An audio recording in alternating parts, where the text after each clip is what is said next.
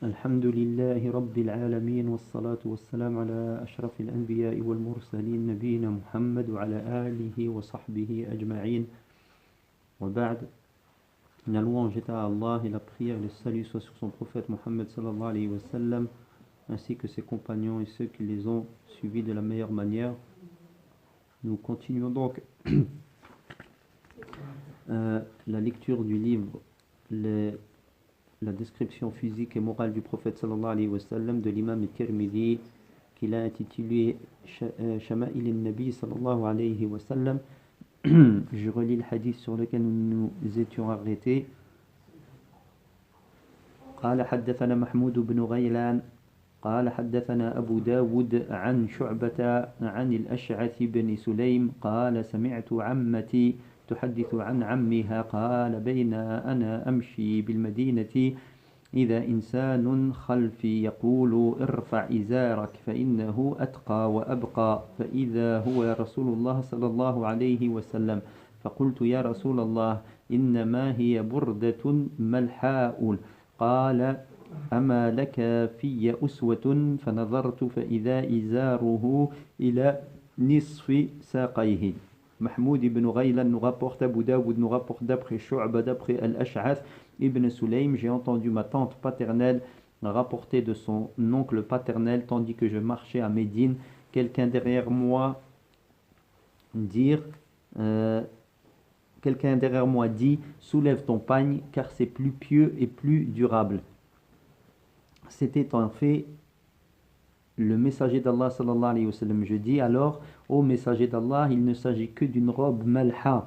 Il reprit, n'as-tu pas un modèle à suivre en moi? Je regardais alors et son pagne lui arrivait à mi-mollet. Donc nous avions vu que le hadith est rapporté dans le Musnad de l'imam Ahmed selon la narration de la tante d'Al-Ash'ath ibn Sulaym, d'après son oncle, bien qu'il ne soit pas connu, son oncle, et ne pas connaître, donc, et son oncle, comme on l'avait vu, c'est un compagnon. Or, ne pas connaître l'identité et ne pas connaître l'identité d'un compagnon ne présente aucun mal, comme on avait dit, car ils sont tous jugés équitables et sûrs, les compagnons dans leur ensemble.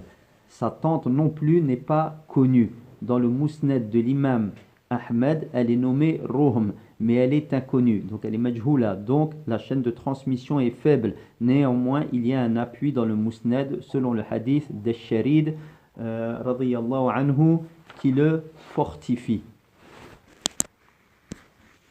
Donc la parole du prophète sallallahu alayhi wa sallam, soulève ton pagne car cela est plus pieux, c'est-à-dire entre toi et Allah subhanahu wa ta'ala, c'est-à-dire cela montre de l'obéissance, ton obéissance à Allah, en faisant ce qu'il a ordonné et en délaissant ce qu'il a interdit. Et la parole du prophète sallallahu alayhi wa sallam est plus durable, c'est-à-dire pour ton vêtement, car si tu le relèves, il sera préservé et sa durée de vie sera prolongée, contrairement au fait de le relâcher, c'est-à-dire de le laisser jusqu'à ce qu'il traîne sur le sol, au point où il traîne sur le sol, car cela aura le sol va affecter le pagne et il va s'user bien entendu plus rapidement. Dans certaines narrations on trouve est plus pure, la parole est plus pure, ce qui signifie l'absence ici de saleté, c'est-à-dire c'est plus pur pour ton vêtement. Un hadith semblable est rapporté par Al-Bukhari dans son Sahih. Le jour où l'émir des croyants Omar ibn al-Khattab radiyallahu anhu fut poignardé. Et là je demande votre attention, il fut poignardé. Donc on s'imagine l'état dans lequel il était physique, donc blessé en plusieurs endroits comme ça a été reporté. Il est en train de mourir, l'Amir al-Mu'minin. Donc le chef des croyants a été poignardé alors qu'il était à Salat Subh. C'est un Mazdéen, Abu Lu'lu'il Majusi, donc un Mazdéen, donc un pratiquant de la religion Mazdéenne, Allahu A'lam, c'est en rapport avec la religion zoroastre, etc. Les adorateurs du feu. Il l'a poignardé lors de Salat al-Subh. Donc il fut poignardé, donc il était en train d'agoniser, les gens vinrent faire son éloge à Omar, donc le visiter, faire son éloge. Et un jeune homme il vient lui dire, réjouis-toi, ô émir des croyants, de la bonne annonce d'Allah pour toi, c'est-à-dire la compagnie du messager d'Allah sallallahu alayhi wa sallam, comprenons incha'Allah au paradis, et l'avantage de figurer parmi les premiers en islam, c'est-à-dire que lui il a été parmi les gens qui se sont convertis à la Mecque, comme tu le sais, puis tu as hérité du pouvoir, c'est-à-dire qu'il était chef des croyants après Abu Bakr, et tu as agi avec justice, puis le martyr, c'est-à-dire le fait qu'il ait été poignardé par un ennemi de l'islam. Il répondit, comme j'aurais voulu en être acquitté, c'est-à-dire que ce ne soit, comme il dit ici dans la traduction, ni débiteur ni créditeur, c'est-à-dire que je n'ai, dans tout ce que tu viens de citer, pas de compte à rendre, c'est-à-dire qu'Allah ne me compte pas de mauvaises actions ou de bonnes actions. Là on voit ici la piété de Omar ibn al-Khattab, radiyallahu anhu, le meilleur des hommes après Abu Bakr de la communauté, donc après les prophètes, Abu Bakr puis Omar, et pourtant il disait jusqu'au point de dire j'aimerais être une pierre pour ne pas avoir de compte. Ils étaient sincères dans ce qu'ils disaient parce qu'ils savaient, ils avaient vraiment la réalité de la présentation devant Allah Azza wa Jal. Et qui est Allah Azza wa Jal? Ils connaissaient Allah Azza wa Jal. Allah a guidé leur cœur vers Ad-Din. Donc ils étaient pieux, ils étaient savants, ils apprenaient, ils appliquaient, ils appelaient. Allah leur a fait atteindre un tel degré, à tel point qu'il dit, à ce moment-là, lorsqu'il a fait son éloge, il a dit donc je voudrais en être acquitté, ni débiteur ni créditeur. Quand il s'en alla, c'est-à-dire le jeune homme qui venait de lui faire son éloge de la sorte, il vit Omar son pagne qui traînait au sol. Et Omar ordonna, ramenez-moi le jeune homme, rappelez-le. Il dit, ô fils de mon frère. Donc fils de mon frère, c'est une habitude. Ça n'était pas son neveu, le frère du musulman, le musulman est le frère du musulman. Donc il lui dit, ya bana akhi. Wa alaykum salam. Il dit, ô fils de mon frère, relève ton habit. Et c'est là que je demande votre attention ici. Il était malade, il était dans l'agonie de la mort. Il lui a dit relève ton habit. Regardez l'importance de cela. Comme il s'accrochait il était prince des croyants et sa responsabilité il l'a tenu jusqu'au dernier instant. Relève ton habit car c'est plus durable pour ton vêtement et plus pieux envers ton Seigneur. Et ici, une remarque, on voit ce sur quoi étaient les compagnons. On dit à chaque fois, nous, la compréhension de nos pieux prédécesseurs, la compréhension de nos pieux prédécesseurs. Jusqu'à la mort, Omar s'attachait à cet acte, à réprouver le blâmable. Et de la meilleure manière, regarde, ô fils de mon frère, alors qu'il était dans cette situation. Et le prophète, sallallahu alayhi wa sallam, avant de mourir, il est mort et il a vu le frère de Aïcha, et qui avait un siwak alors qu'il était en train d'agoniser le prophète.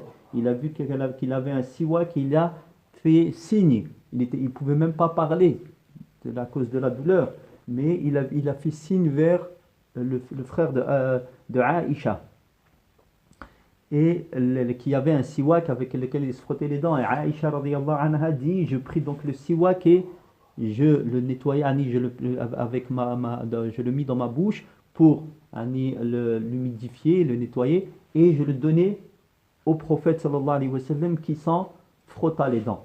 Donc on voit ce sur quoi ils étaient tout acte méritant, ils le faisaient, ils le pratiquaient. Aujourd'hui on voit des gens qui disent que la religion maintenant c'est quoi? Vous êtes ils accusent les gens qui appellent à ces sunan. Un frère il donne un conseil à son frère et c'est mieux que tu relèves ton pantalon jusqu'au-dessus de la cheville parce qu'Allah Azza wa Jal il interdit cela. Et des gens viennent et se moquent de cela. Ils disent, voilà, ce à quoi vous réduisez la religion. Un pantalon au-dessus des chevilles. Et ils disent, alors que nos frères meurent en Palestine, alors qu'il y a telle ou telle injustice que subissent les musulmans dans tel endroit, et vous vous attachez à ces détails. Subhanallah. Est-ce que ça veut dire que la personne qui s'attache à ces soi-disant détails alors qu'ils n'en sont pas, c'est la sunna du prophète sallallahu alayhi wa sallam? Cela veut-il dire qu'il ne s'attache pas au problème des musulmans? Absolument pas. Lakin din, c'est un ensemble.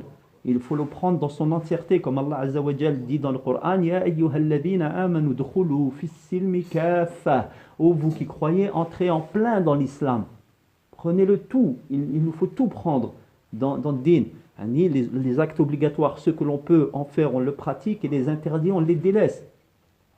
On les délaisse, car les interdits sont, il n'y a pas de raison de ne pas délaisser un interdit en apparence, sauf si on est excusé, bien entendu. Et ce que l'on fait des actes obligatoires, on le fait selon nos capacités, car Allah n'impose pas à une personne ce qu'elle ne peut accomplir. Il ne lui impose, subhanahu wa ta'ala, que ce qu'elle peut accomplir. Donc ici, je rappelle à l'attention de mes frères, l'importance de toute chose en islam. Et la preuve en est ici le comportement de Omar à ce sujet. Donc l'importance du fait de relever l'habit. De relever l'habit au-dessus des chevilles. Pourquoi? Parce que le prophète sallallahu alayhi wa sallam l'a ordonné, et peut-être qu'on va voir des hadiths donc encore plus précis à ce sujet. Wallahu a'lam. Donc, et cette règle est spécifique aux hommes en dehors des femmes. C'est pourquoi le prophète sallallahu alayhi wa sallam dit: quiconque laisse traîner son vêtement par orgueil, Allah ne le regardera pas le jour de la résurrection. Salama intervint et dit: comment doivent faire les femmes avec leur pan, c'est-à-dire le bas de leur habit? Il répondit: elles laisseront un empan. Un empan. Elle rétorqua: dans ce cas, leurs pieds se découvriront. Il reprit: elles laisseront alors une coudée sans aller au-delà. Donc ce hadith est rapporté par At-Tirmidhi dans son Jami' et Ibn Majah dans son Sunan. Et la coudée va du coude jusqu'à l'extrémité des doigts, à l'extrémité du majeur en l'occurrence ici. Et l'empan, lui, c'est le shibr, donc c'est on ouvre les doigts, le pouce et l'auriculaire, et c'est la distance qui se trouve entre eux. Donc la femme a le devoir de se couvrir. C'est considéré comme une façon de la protéger des regards coupables et fautifs, donc mal intentionnés. C'est pourquoi elle doit allonger son vêtement de la sorte, même si ce vêtement est exposé à la saleté. Le bénéfice de se couvrir les pieds est plus important et prévaut alors. Donc il y a ici un mal entre guillemets et un bien. Le bien, c'est qu'elle va être couverte complètement en ce faisant. Et le mal, c'est que l'habit, il va être exposé à la saleté. Bien, ici, on donne la prédominance, quand il y a une contradiction apparente entre un mal et un bien, on donne la prédominance au bien, à la maslaha. Wallahu a'lam. Donc, sa parole de celui qui rapporte le hadith, c'était en fait le messager d'Allah sallallahu alayhi wa sallam, c'est-à-dire c'est le messager d'Allah sallallahu alayhi wa sallam qui lui a fait cette remarque. Et ensuite, il lui a répondu, le fameux oncle dont on a parlé, dont le fait qu'on ne le connaisse pas ne portait pas préjudice à l'authenticité du hadith, car c'est un compagnon. Il dit: il ne s'agit que d'une robe malha, qui vient c'est le féminin du mot amlah. Malha, c'est le féminin du mot amlah, qui désigne ce qui est composé de deux couleurs, le blanc et le noir. C'est comme s'il voulut lui indiquer, et Allah c'est mieux, donc il voulut indiquer au prophète, ce compagnon, que cette robe avec cet aspect ne faisait pas partie des vêtements qui incitent à l'orgueil et la vanité, même s'ils dépassent les chevilles. ce n'est qu'une modeste robe. Mais le prophète sallallahu alayhi wa sallam lui a répondu, donc le prophète sallallahu alayhi wa sallam lui a répondu en disant: n'as-tu pas un modèle à suivre en moi? Je regardais alors et son pagne lui arrivait à mi-mollet. Et malgré cela, des gens continuent. Puisse Allah les guider et les réformer. Ils continuent de porter leurs habits sous les chevilles. Donc ils pratiquent ce qu'on appelle l'isbal, le fait de laisser descendre l'habit en dessous des chevilles. Quand ils se rendent chez un couturier, ils lui demandent de leur coudre des vêtements allant en dessous des chevilles. Puis ils disent: je ne le laisse pas retomber par orgueil et vantardise, khoyala. C'est parce qu'il y a dans le hadith, le prophète sallallahu alayhi wa sallam, il a dit effectivement celui qui laisse traîner son habit par orgueil et vanité. D'accord, khoyala. Et là, dans ce hadith, le prophète il explique là le mauvais, le châtiment qui découle de cela. Donc ils utilisent cet argument. Donc ici, le musulman doit prendre connaissance de très nombreux hadiths authentiques où le prophète sallallahu alayhi wa sallam nous met en garde contre l'isbal. Comme sa parole sallallahu alayhi wa sallam: la partie du pagne en dessous des chevilles est en enfer. Je fais remarquer ici qu'il a ici cité le prophète sallallahu alayhi wa sallam le pagne, mais ça n'est pas spécifique au pagne.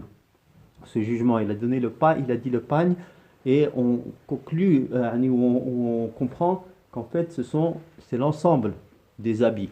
Il a donné un exemple ici, il a cité en exemple ici le pagne.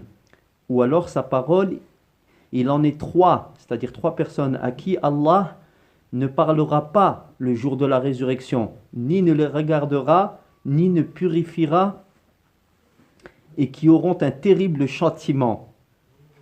Il cita celui qui laisse traîner son habit, celui qui se vante de sa donation, c'est-à-dire qui fait une aumône et ensuite qui rappelle ça aux gens, ou qui en fait l'annonce, et celui qui écoule sa marchandise grâce à un faux serment, par un faux serment. Donc il utilise le nom d'Allah Azza wa Jal pour y mettre les gens en confiance, pour leur vendre sa marchandise alors qu'il est menteur dans sa transaction. Et ce hadith est rapporté par Muslim. Le cheikh explique ensuite: comment peut-on donc accepter pour soi-même cette menace qui indique que l'isbal fait partie des grands péchés? Donc ici une remarque, donc des gens, des savants même ont dit: oui, mais ici tous les hadiths concernent le isbal par orgueil et vanité. Khouyala, par orgueil. Donc si on ne fait pas preuve d'orgueil, alors on n'est pas concerné par le isbal ici. Et de grands savants voient cet avis, tel que l'imam Nawawi, je crois, Allahu A'lam, et d'autres. Mais le fait est que les savants qui ne voient pas l'acception de cet argument, ils expliquent que le prophète sallallahu alayhi wa sallam, dans les hadiths, il a donné une sorte, il a menacé, donc là, il a explicité une menace d'un châtiment spécifique à celui qui laisse donc traîner son habit, et il a donné un châtiment spécifique à celui qui le fait par orgueil et vanité, khouyala. Donc ce sont deux, ils ont chacun un châtiment spécifique. En l'occurrence ici, Allahu alim, celui qui le laisse par orgueil, c'est donc Allah Azza wa Jal ne le regardera pas et ne lui parlera pas, et il aura un châtiment douloureux. Donc ici c'est une chose. Et celui qui le laisse, c'est qu'il sera dans le feu. D'accord? Donc ici ce sont deux choses différentes. Donc à partir du moment-là, on ne peut pas interpréter l'un par l'autre. Dont expliquer les savants. Donc ça c'est un châtiment qui est plus dur. S'il le fait en plus par orgueil, le châtiment il est encore plus douloureux. Le fait qu'Allah ne lui parle pas et ne le regarde pas au jour de la résurrection. Mais alors que l'autre, il a le châtiment du feu, comme l'a dit par exemple le prophète, celui qui est tout ce qui est en dehors, en deçà de la cheville, de l'habit, du pagne, alors c'est dans le feu. Donc ici, l'avis prépondérant, c'est que naam, le fait de laisser son habit en dessous des chevilles pour les hommes est absolument interdit. Wallahu ta'ala a'lam. Donc, on retient que le isbal fait donc partie des grands péchés qu'Allah nous en préserve. قال حدثنا سويد بن نصر قال حدثنا عبد الله بن المبارك عن موسى ابن عبيدة عن إياس ابن سلمة بن الأكوع عن أبيه قال كان عثمان بن عفان يأتزر إلى أنصاف ساقيه وقال هكذا كانت إزارة صاحبي يعني النبي صلى الله عليه وسلم. Suwayd ibn Nasr nous rapporte Abdullah ibn al-Mubarak, nous rapporte d'après Moussa ibn Ubaydah, d'après Iyas ibn Salamah ibn al-Akwa', d'après son père, Uthman ibn Affan portait le pagne à mi-mollet et disait telle était la façon de porter le pagne de mon compagnon, c'est-à-dire le prophète sallallahu alayhi wa sallam. Ce hadith comporte dans sa chaîne Moussa ibn Ubaydah qui est faible. Telle était la façon de porter le pagne de mon compagnon, c'est-à-dire le prophète sallallahu alayhi wa sallam. C'est ainsi donc qu'était la façon de porter le pagne du messager d'Allah sallallahu alayhi wa sallam. Il le portait à mi-mollet. قال حدثنا قتيبة بن سعيد قال حدثنا أبو الأحوص عن أبي إسحاق عن مسلم بن نذير عن حذيفة بن اليمان قال أخذ رسول الله صلى الله عليه وسلم بعضلة ساقي أو ساقه فقال هذا موضع الإزار فإن أبيت فأسفل فإن أبيت فلا حق للإزار في الكعبين. Donc Qutayba ibn Sa'id nous rapporte Abu al-Ahwas, nous rapporte d'après Abu Ishaq, d'après Muslim ibn Nadir, d'après Hudayfa ibn al-Yaman, le messager d'Allah sallallahu alayhi wa sallam prit le muscle de mon mollet ou du sien et dit voilà l'emplacement du pagne. Si tu refuses, alors plus bas. Si tu refuses, alors... Donc il a fait une traduction littérale ici, donc en français on dirait plutôt voilà l'emplacement du pagne. Sinon, alors plus bas. Sinon, alors le pagne n'a aucun droit d'arriver aux chevilles. Alors, donc le pagne ne doit pas descendre en dessous des chevilles ici. Alors le pagne ne doit pas descendre en dessus d'arriver aux chevilles. Donc le hadith est rapporté par l'auteur dans son Jami' et Ibn Majah dans son Sunan. Dans la chaîne se trouve Abu Ishaq qui est un dissimulateur, donc Mudallis, et il rapporte selon le mode An, on avait vu. Wa'an, d'après. Donc on sent, donc ce qui laisse la possibilité ni de compréhension qu'il l'a rapporté de la personne qui l'a entendu ou alors d'une personne qui l'a entendu d'une autre personne.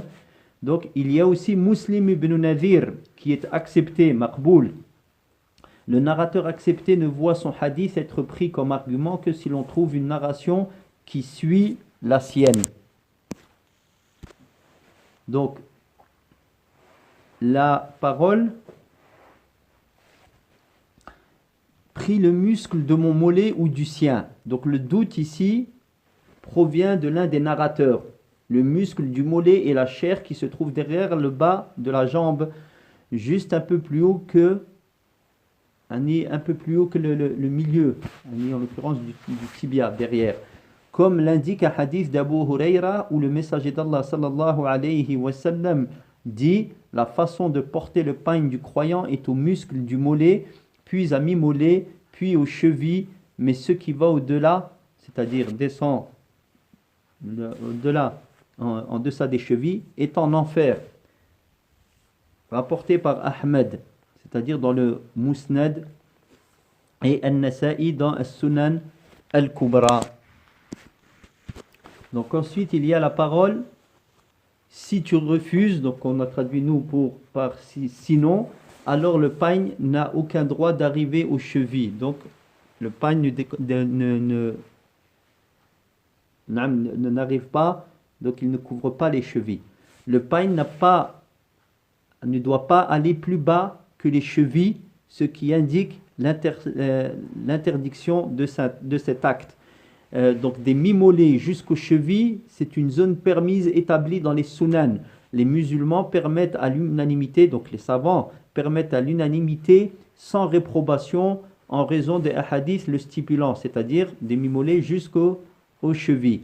Notamment celui de Al-Ala ibn Abd-Rahman d'après son père. Je questionnais Abu Sa'id al-Khudri, donc le compagnon, sur le pagne et il répondit: tu es tombé sur un expert. Le messager d'Allah sallallahu alayhi wa sallam a dit: la façon de porter le pagne du musulman est à mi-mollet et il n'y a aucun mal ou nul grief entre cela et les chevilles, mais ce qui va au-delà est en enfer. Celui qui laisse traîner son pagne par outrecuidance, donc par vanité, Allah ne le regardera pas. Donc ça rejoint ce qu'on a dit ici. La vanité, c'est Allah, il ne le regarde pas. Ça veut dire que c'est encore plus fort que le châtiment de l'enfer, ça. Parce que celui qu'Allah ne regarde pas, il n'est pas satisfait de lui, c'est qu'il est obligatoirement en enfer. Donc c'est un degré au-dessus, c'est qu'Allah ne te regarde pas, il n'est pas satisfait de toi, ton propre créateur, wal'iyadu billah. Donc rapporté dans le Musnad de Ahmed. Et il est triste de constater que lorsque certains jeunes faibles d'esprit voient quelqu'un porter un vêtement ou un pagne à mi-mollet, ils se moquaient de lui. Puis quand ils ont vu les Occidentaux après un moment porter le pantalon jusqu'aux genoux de surcroît, ou les pantacourts, donc on comprend cela, ils les ont imités et sont sortis dans la rue avec des pantalons jusqu'aux genoux, donc plus haut que les pantacourts même, jusqu'aux genoux. Puis les Occidentaux se sont mis à pratiquer des déchirures dans les pantalons. C'est le point qu'on voyait, on voit les cuisses, donc là qui fait partie de l'awra, la partie intime. Ça et là sur leurs pantalons. Et ils les ont également imités. Ils portent des pantalons serrés et déchirés, ça et là. Ceci prouve la maladie des cœurs de ces jeunes. Ils se sont détournés, ils se sont même moqués de la pratique du prophète sallallahu alayhi wa sallam, qui est la meilleure des voies, et se sont tournés vers le faux, qui lui leur est parvenu de leurs ennemis. Qu'Allah les guide vers la droiture et qu'il arrange les affaires des musulmans dans leur entièreté. Donc le chapitre 19 a pour sujet la démarche du messager d'Allah sallallahu alayhi wa sallam. Cheikh Abd al-Razzaq al-Badr explique: la démarche désigne l'aspect. Ici, la démarche, on comprend ici que c'est la démarche qui est visée ici, donc c'est la manière de marcher. La pratique du prophète sallallahu alayhi wa sallam dans sa démarche,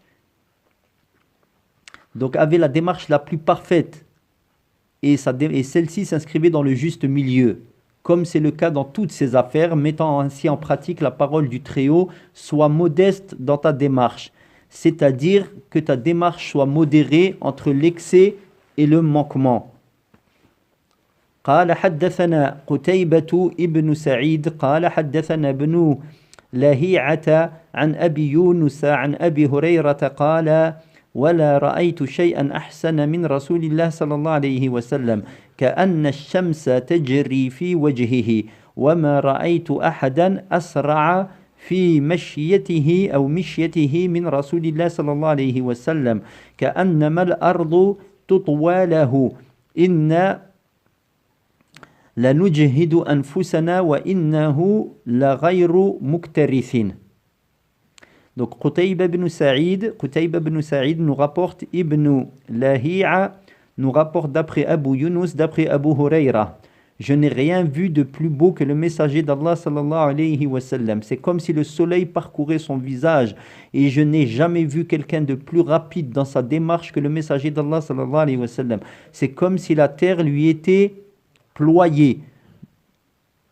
Nous poussions à bout et lui n'y mettait aucune ardeur. Le hadith a été rapporté par l'auteur dans son Jami'. Et dans la chaîne se trouve Ibn al-Lahi'a qui est Saduq et confond, c'est-à-dire des hadiths entre eux ou des noms entre eux, Allahu a'lam, mais il a été suivi. En effet, Ibn Hibban le rapporte dans son Sahih selon la voix de Amr ibn al-Harith d'après Abu Yunus. Donc on comprend que le hadith est accepté, Wallahu a'lam. Donc la parole d'Abi Huraira, qu'Allah se satisfait de lui, je n'ai rien vu de plus beau que le messager d'Allah sallallahu alayhi wa sallam. Il n'a pas dit je n'ai vu personne, mais bien je n'ai rien vu, pour bien englober tout ce qu'il a vu de personnes, également la lune, le soleil et le reste des choses qui ont de la beauté et de la splendeur. La parole d'Abi Huraira ensuite, c'est comme si le soleil parcourait son visage. C'est-à-dire tellement le visage du prophète sallallahu alayhi wa sallam était éclatant, celui qui le voyait pensait que le soleil rayonnait dans celui-ci. Donc se réfléchissait sur le visage du prophète sallallahu alayhi wa sallam. Et cet éclat n'est pas un réel éclat, c'est-à-dire comme on l'a vu, de sorte d'éclairer les choses tout autour, comme nous l'avons déjà expliqué. Non. Quant à la parole attribuée à Ibn Abbas radiyallahu anhu, disant que le prophète sallallahu alayhi wa sallam n'avait pas d'ombre, des gens ont rapporté des paroles comme ça, ils en ont attribué à Ibn Abbas, qui disait que le prophète sallallahu alayhi wa sallam, que Ibn Abbas aurait dit que le prophète sallallahu alayhi wa sallam n'avait pas d'ombre. Elle est fausse et n'est absolument pas authentique. Ensuite, Abi Huraira dit, radiyallahu anhu, et je n'ai jamais vu quelqu'un de plus rapide dans sa démarche que le messager d'Allah sallallahu alayhi wa sallam. C'est comme si la terre lui était ployée, c'est-à-dire c'est comme si le sol sous ses pieds était rapproché une partie sur une autre. Et il dit ensuite, nous poussions à bout, c'est-à-dire nous faisions un grand effort, nous faisions un effort pour marcher, c'est-à-dire à son rythme, et lui ne mettait aucune ardeur. Il ne faisait pas d'effort quant à lui lorsqu'il marchait, pourtant il marchait vite, sallallahu alayhi wa sallam. Donc il avait cette allure sans se fatiguer ni se forcer. C'était sa démarche habituelle. Quant aux compagnons, qu'Allah soit satisfait d'eux, ils devaient forcer le pas en marchant à côté de lui, ce qui indique la puissance de son corps, sallallahu alayhi wa sallam. Al-hadith al-tali, حدثنا علي ابن جحر وغير واحد قالوا حدثنا عيسى بن يونس عن عمر بن عبد الله مولى عفرة قال أخبرني إبراهيم بن محمد من والد علي بن أبي طالب قال كان علي إذا وصف النبي صلى الله عليه وسلم قال كان إذا مشى تقلع كأنما ينحط من صبب. Ali ibn Hujr et plus d'un nous rapporte, Isa ibn Yunus nous rapporte d'après Umar ibn Abdillah, l'affranchi de Rufra, Ibrahim ibn Muhammad, l'un des descendants de Ali ibn Abi Talib, m'informe quand Ali décrivait le prophète sallallahu alayhi wa sallam, il disait, quand il marchait, il s'élançait comme s'il déferlait d'une déclivité. Donc il nous renvoie ici au hadith numéro 7.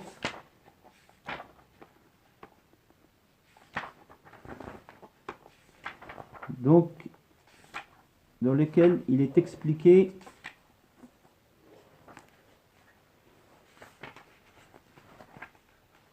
au sujet de sa chaîne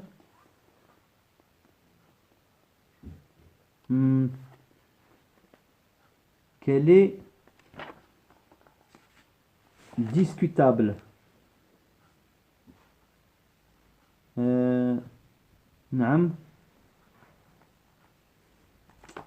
qu'elle est discutable. Omar ibn Abdillah, l'affranchi de Ghufra, est faible. Et il y a une discontinuité entre Ibrahim ibn Muhammad et Ali, radiyallahu anhu. C'est la défaillance que l'auteur souligne dans son livre Al-Jami' où il rapporte, puis déclare, où il le rapporte donc, puis déclare c'est un hadith dont la chaîne de transmission n'est pas continue. Ce que l'on peut lire dans certains manuscrits du Jami' de Tirmidhi, à savoir qu'il déclare c'est un hadith fiable, gharib, dont la chaîne n'est pas continue, eh bien cela est une erreur de la part des copistes et cela contredit son affirmation dont la chaîne n'est pas continue. Ceux qui ont transmis cette phrase de l'imam Tirmidhi, comme l'érudit Al-Iraqi et d'autres, l'ont fait sans cet ajout. Donc la chaîne du hadith est faible. Néanmoins, ces termes ont pour la plupart des narrateurs qui les étayent, c'est-à-dire les termes du hadith. Ils ont d'autres hadiths qui viennent qui vont dans le sens de ce hadith. Nous en avons vu certaines, les autres viendront. Ici, ça a trait au hadith numéro 7, qui est un long hadith qu'on avait vu au début de notre lecture de ce livre. Mais ici, ce qui nous importe ici, c'est qu'il dit qu'il y a la personne qui est en commun aux deux hadiths, c'est l'affranchi de Ghufra, donc qui pour sa part est faible. Donc c'est ça qui nous importe ici. Naam.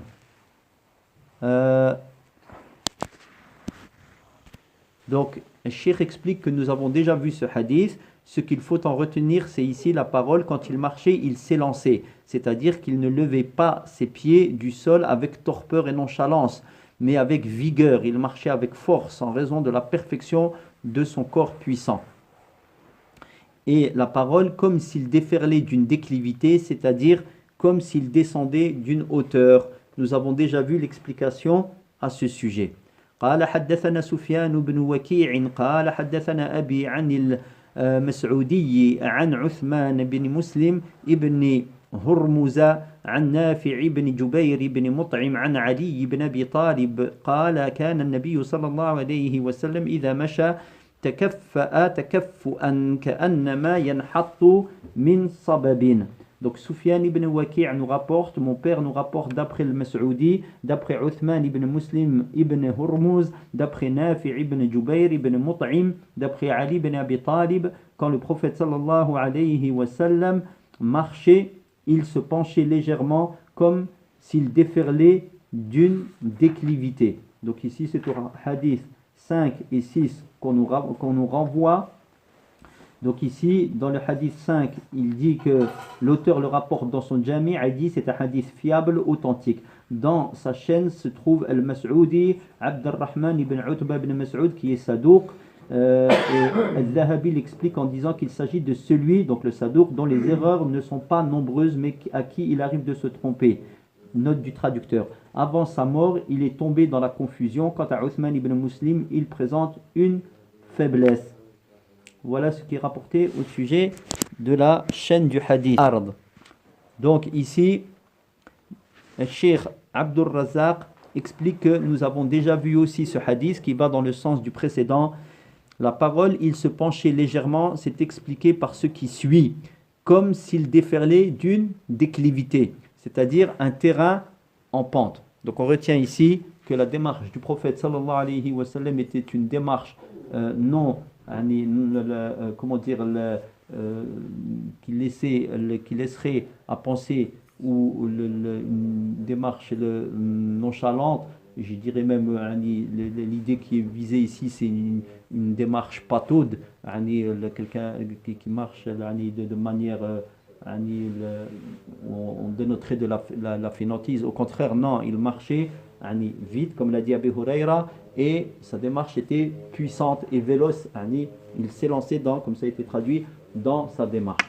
فنسأل الله عز وجل أن يرزقنا اتباع الرسول صلى الله عليه وسلم في جميع شأنه وأن يرزقنا